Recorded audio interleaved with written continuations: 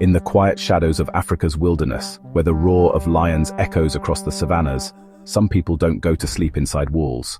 They don't lock their doors. They don't rely on alarms or fences. Instead, they climb high into the trees, seeking safety among the branches. Why? Because down below, the night belongs to predators. Our story unfolds in the borderlands between Tanzania and Kenya, home to the Maasai people and other semi-nomadic pastoralist tribes. This region stretches into the famed Serengeti and Ngorongoro conservation area, landscapes teeming with wildlife, including lions, leopards, hyenas, and elephants. These people live with the wild, not outside it. During the day, their cattle graze openly in the same lands where predators roam. But when night falls, danger multiplies.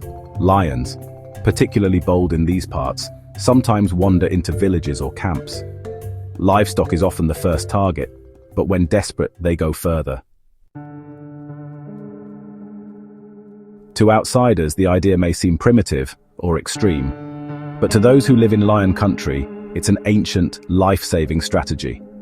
In areas with no electricity, no fences, and minimal infrastructure, building a secure homestead is expensive and difficult.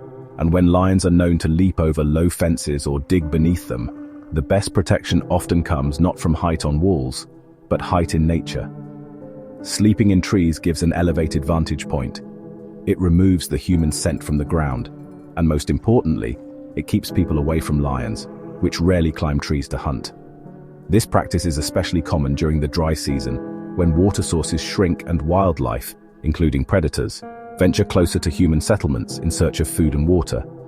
Entire families may climb into tree platforms made of logs, branches, and ropes, resting on elevated beds known locally as matete. Some even build makeshift huts nestled between large baobab or acacia branches. Constructing a tree shelter isn't as simple as tossing a blanket on a branch. The process is meticulous and requires ancestral knowledge. First, a tree must be chosen, usually an acacia, baobab, or fig tree with strong arms and wide branches. Next, wooden planks or woven grass mats are brought up using rope or ladders. Then, a small platform is constructed and fastened to the tree using vine or handmade twine. Finally, a roof made of leaves or thatch is added to provide shelter from the elements. These tree shelters are surprisingly stable and can accommodate entire families, parents, children, and even newborns. Cooking is done before nightfall, and water is brought up in containers.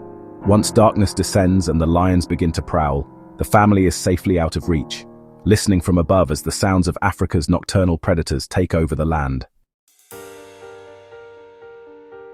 Night in lion country is a different world.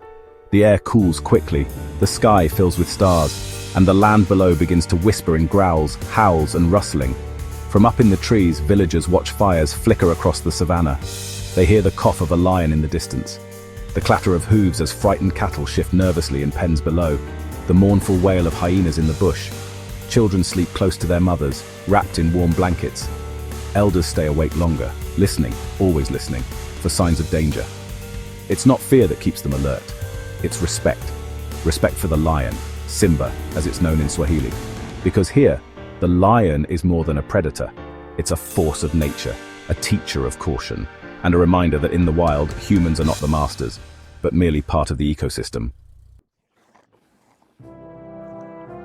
For many East African tribes, lions are not hated, they're revered. The Maasai in particular hold a unique cultural bond with lions.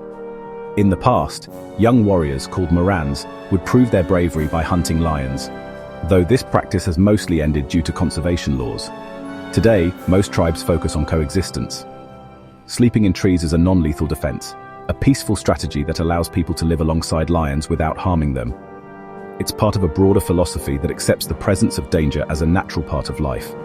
In fact, in many tribes, having lions nearby is a sign of a healthy ecosystem, a badge of honor that the land is still wild and intact.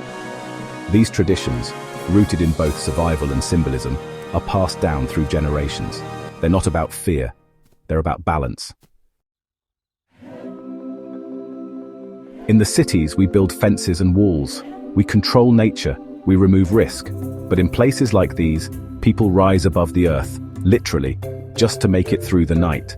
They don't sleep in fear, they sleep in knowledge. Knowledge of the land, of their ancestors, of the ways that allow them to live with lions, not against them. So the next time you crawl into your bed behind doors and under roofs, remember? There are people who climb trees to survive, who sleeps above the wild, who rest each night in the arms of nature. And in doing so, they keep alive one of the oldest human instincts we've ever known: adaptation.